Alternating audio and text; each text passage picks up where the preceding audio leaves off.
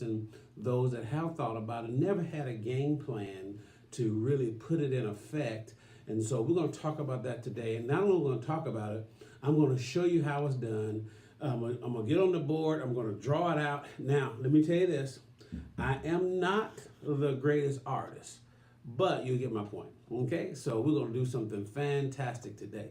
So I'm pretty excited about that. So first of all, I just want to say, there's corporations out here that will pay for your kids to go to college.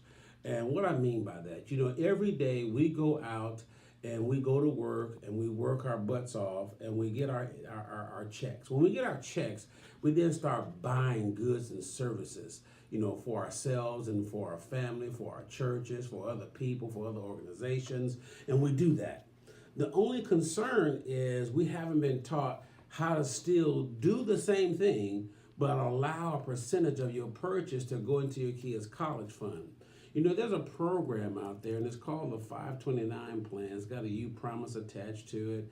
And so every time you guys make purchases of groceries, clothes, cars, phones, computers, laptops, houses, they take a percentage of your kids' purchase, of your purchase, and contribute to your kids' college fund, and that money grows drastically. In fact, let me tell you how powerful that is. Here's how powerful it is. They will give you anywhere between 2 to 7% back on the purchases that you make. And so therefore, when you're talking 2 to 7%, that's a huge amount of money being returned. And let's just say you got a newborn, right? Your baby is 14 days old. Well, you start that fund. By the time your baby is 18 and ready to go to college, they got $150,000 to $200,000 in that account to pay for college, so they don't have to go to school and come out in debt to be enslaved to some corporation that they got to work hard to pay for. And the problem that I really don't like about that is I witness a lot of people go to school and get a great education, and there's nothing wrong with that because we got to have an education. The problem is that they graduate and they now get a job paying them $80,000, but they're $150,000 in debt, or they're $100,000 in debt. So that defeats the purpose because you'll never get out of debt making less money. Does that make sense? And so therefore, by using this approach, we can stop that broke college child. Every time they graduate, they got $100,000 in debt, and they still get a less paying job. So therefore, through this program, the money grows tax deferred. You pull the money out tax free to use toward the kids' education. It's going to go into an investment account. Why? Because mutual funds been averaging a double-digit rate of return since 1928. So that's huge. And that comes out of stuff like this book right here, where it shows it from the studies. So what does that mean? That means that that child can go to college on the purchases of stuff you're already going to make anyway.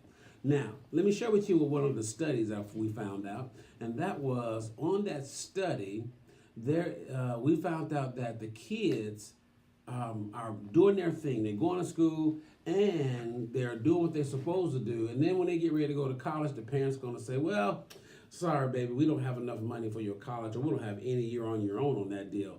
And they never got a chance to live up to that dream that they sold them of going to college. This way, they can do that. And here's what the other part of the study we found out is that the average individual, parent, single person, whomever, spends $20,000 to $30,000 a year just in their regular everyday purchases. So what do I mean by that? So if you take and calculate what you spend on a monthly basis for goods and services or travel, because that's included, and you times that by 12, I'm willing to bet you're spending about $20,000 to $30,000 a year. Now that we know that you're spending that money, let's look at if the worst thing happened if you just got 2% of that $20,000 back, right? 2% of $20,000 is $4,000 that can be deposited into your child's college fund per year. Now, we got the mom, we got the dad, that's $8,000. We got the grandparents, that's another $8,000 on both sides, so that's another $8,000. So you're looking at $8,000 a year. 3 times 8 is 24. With those people contributing That's $24,000 a year. Well, in 10 years, if you took $2,400 and put that money into a mattress, well, look at the kind of money you're saving. Look at the kind of money you just have. So let's say you got that 20,000. In 10 years, that's 200 grand. Or 24,000. That's 200 grand that you guys are contributing per year. $24,000 per year just through your purchases through the grandparents on both sides and the mom and dad. Well, the aunts and uncles can participate too. If they don't have children, then we can set that up so that they can participate. So now you're talking $24,000 a year, 10 years, that's $240,000 without any interest being earned on that money. Of course, you know, we're not going to do that. We're going to put the money where it can work for us because we don't want money just sitting around doing nothing. We want money going to work. And we want it to work for us instead of working for the banks, credit unions, and insurance companies. So, based on that, I'm telling you today, that's how your child can go to college and nobody's in debt. Because you're going to spend the money anyway. You eat on a regular basis. You buy goods and service on a regular basis. You know, my wife shops on a regular basis. I'm telling you. So, you know, we got her cars hooked up. So my grandson, well, in fact, that's how I met my wife shopping. We met at the grocery store 11:30 at night in the fresh produce department. So I got my wife right out the garden. If you don't know my wife, her name is Patricia Franklin. At least that's what her mama named her. But I named her Sexy Franklin because the girl's sexy to me. But anyway, she probably don't know I'm saying this on here, so don't nobody tell her. Let's keep that a secret, okay? But anyway, so therefore, my wife shops, and so do I. And so that money that we're spending, a percentage of that is going into my grandson's a college fund. So guys, I'm telling you right now, that's one way we can create more wealth. So before I go to the next level, do anybody have any questions about that I can entertain or ask? Okay, so if we don't, let's talk about another level of monies that we already have, that we're already using. The only problem with the way we're using it, it is going out of the house to some form of debt versus it coming into the house, creating more wealth. So what I'm going to teach you today is how to get rid of the debt, pay the debt off, and once the debt is gone, that same identical dollars are still sitting on that table to be used to create more wealth because the debts are gone. So we're going to talk about a program called debt stacking. And based on that, doing it this way, you're going to find that be another way that you can create wealth with what you have because we already have it. We just haven't been taught how to make it work for us. So guess what we're going to do today? We're going to find out how to do that today. Like I told you earlier, I'm not an artist by far, but you're going to get my point today. So let's go to the drawing board over here.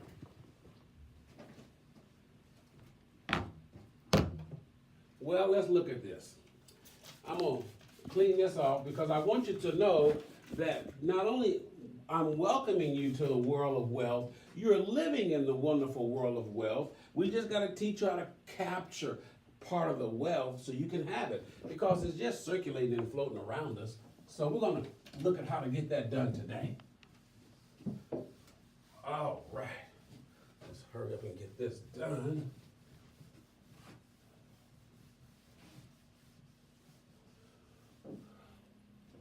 Okay, so let's talk about what the financial industry wants you to do. See, here we got, let's look at this. We got a car loan that we pay $350 for, right? And then we got a car credit card that we're paying $75 a month on.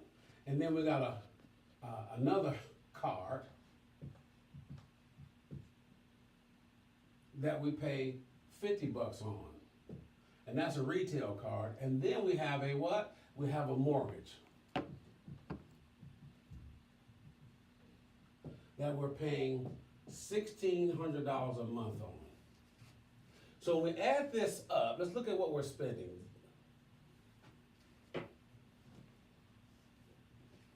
We got a 5 right here, 10, 17, a 3. And we carry the 2 over. So we're spending Wait a minute. I screwed that up. 5, 13, 6, 1. So our monthly outflow is $16.35 a month because that's what we're paying.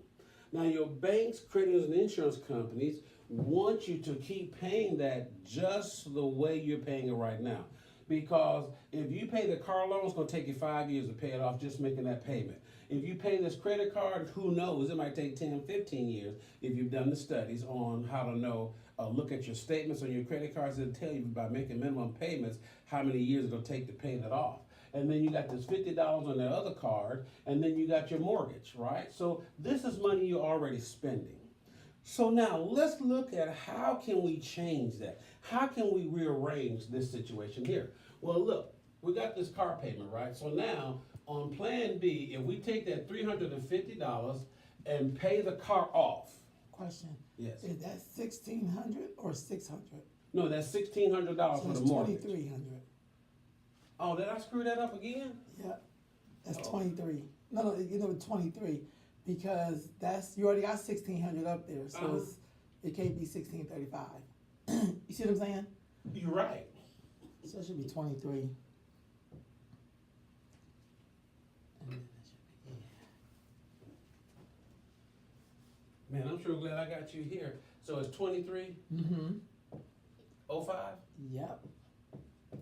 Okay. See, it don't take a rocket scientist or a PhD to become wealthy. So I'm telling you, there's hope for you too. So there's hope for you too. So now let's look at how this operation works. So if we take that $350 that we're paying on this car payment and we get the car payment paid off. So, and we still make minimum payments here. We get the car payment paid off. Now what we do, we take the $350 and add it to the $275. So when we add those two together, now we got 5, 2, 6. So we got $625 that we're gonna apply to the credit card. And so now, as we're applying $625, are we paying more to the card? Are we have more money going to principal? So will this card get paid off sooner? Yeah. It sure will. So now what happens is this one is gone, now the car is gone. So now that we got this other card, we take this 625 and add it to the $50. And now when we add that to we have 5, 7. So now we got $675 that's being added to that credit, to the other card. All along, we're still paying $23.05 each month. We've just now, instead of paying off one card and then go buy something else or go spend something else or go decide that we need us a new car, I'm gonna use that instead of the other stuff I was gonna say. We now, instead of taking that money and paying it off on that, we're gonna take it and apply it to the next one. And now check this out. Once we pay this card off, now we're gonna take this $675 and add it to the $1,600. So now, let's put that right here.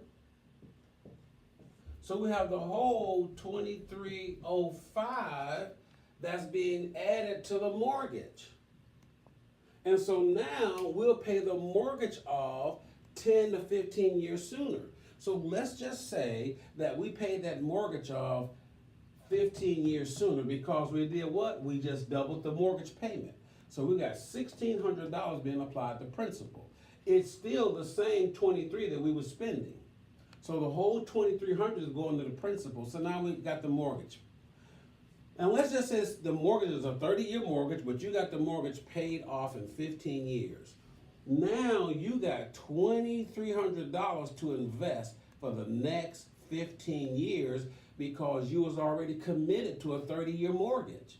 So if you invest at $2,300 for the next 15 years, man, let me get my calculator out. I'll be and calculate that for you because I need you to know that. Okay.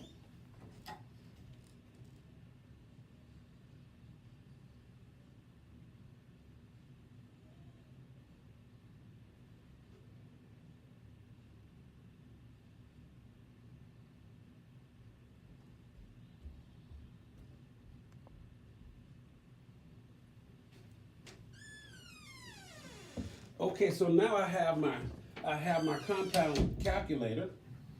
So we take the principal amount, which is the 2,300.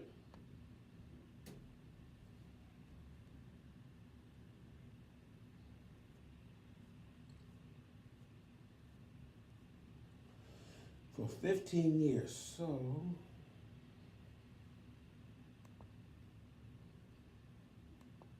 that's 120 months.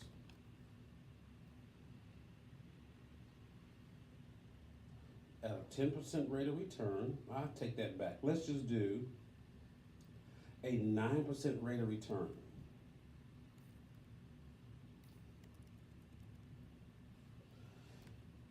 So for the next 15 years of investing $2,300, that comes to a total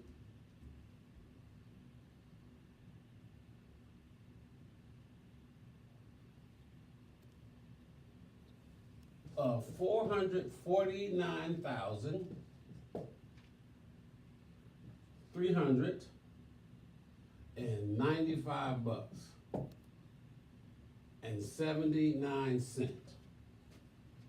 So what am I saying to you today?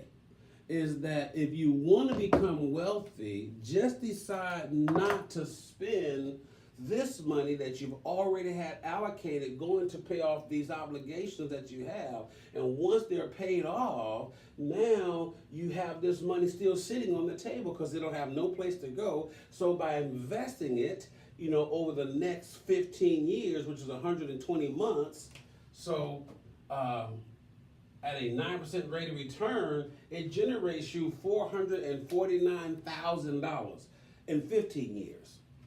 So what if you did another 30? Because now you only you only like 49 or 50. So you got another 15 years.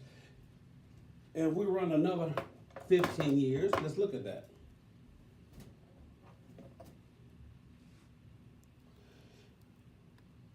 So now another 15 years is 240 months, which is a total of 30 years. And if you calculate that at 9% rate of return,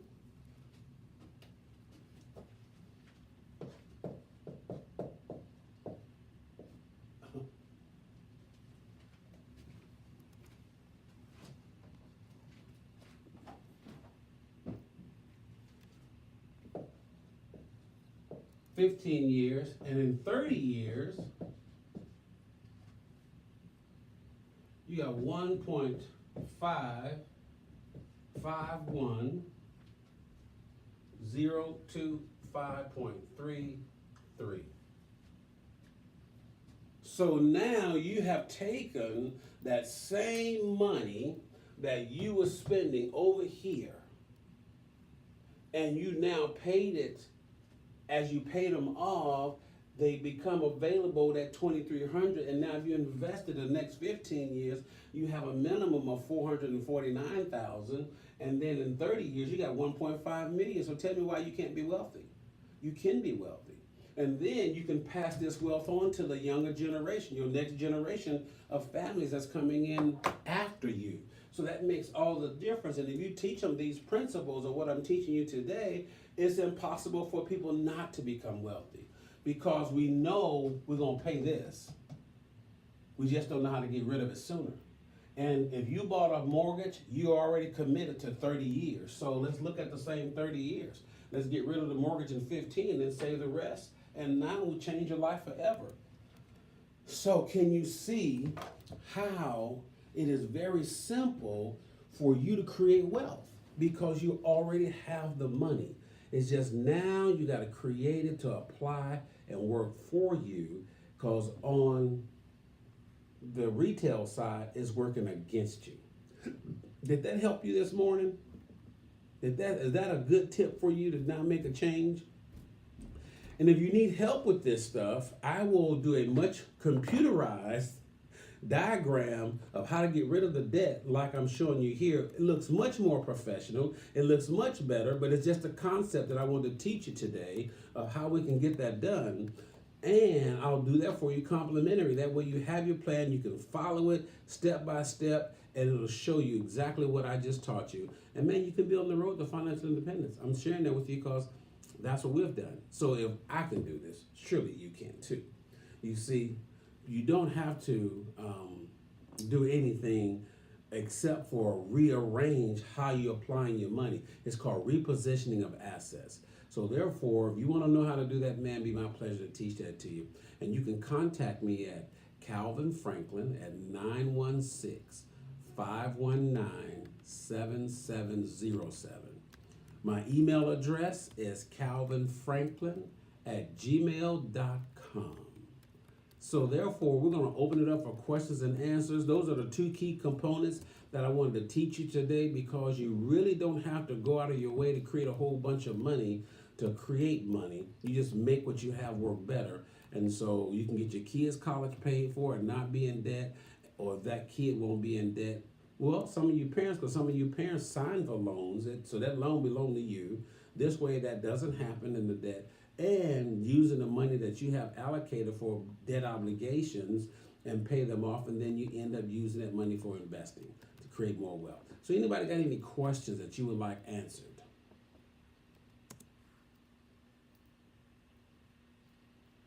It's okay, we don't charge for questions. They are always free.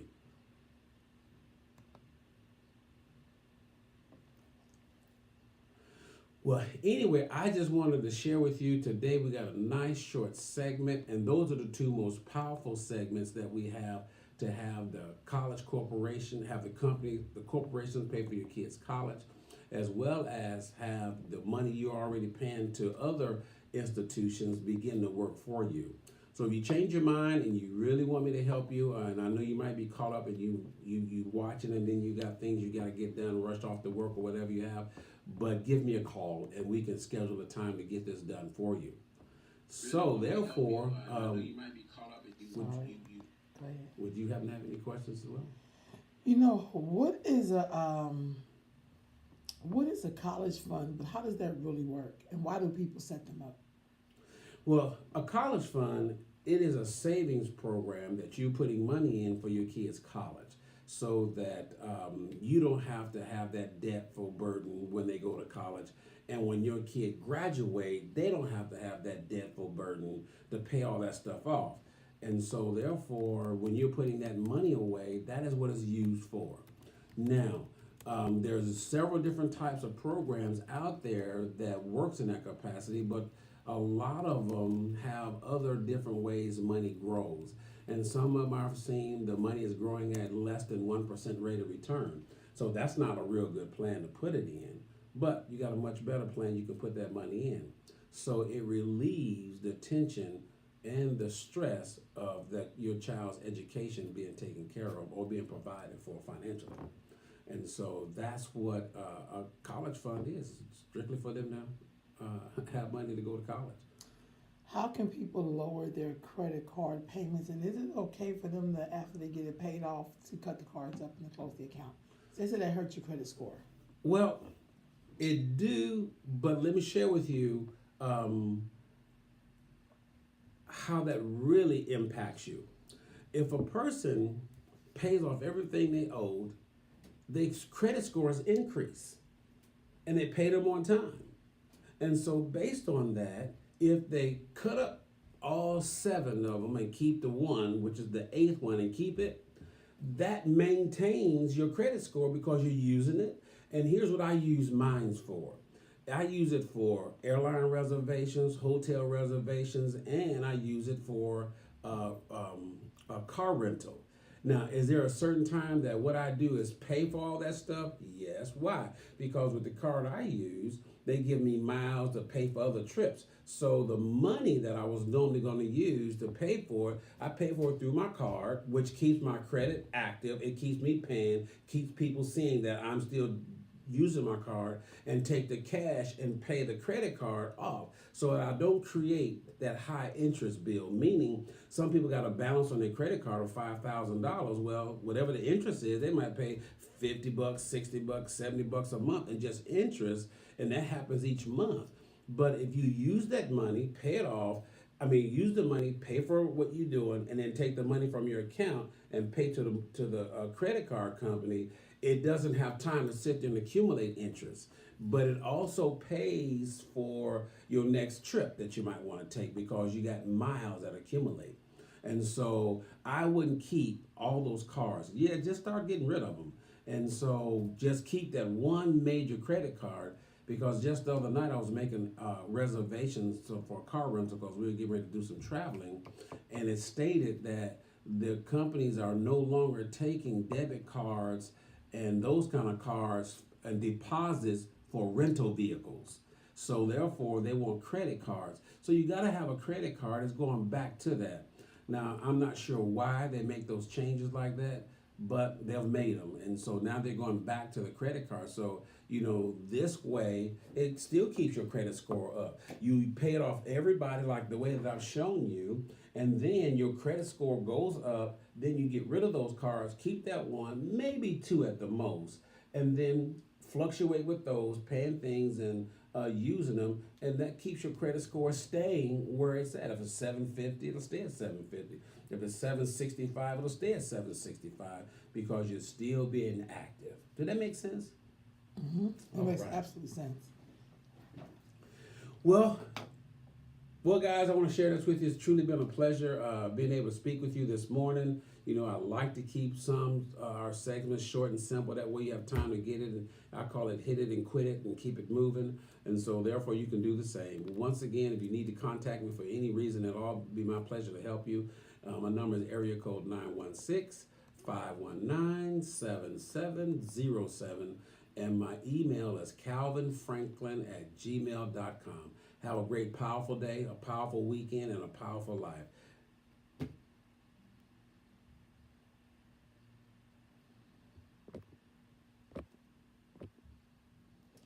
Okay, that's done. Hold it. That's done. I have you on 3 different things, and now this is done.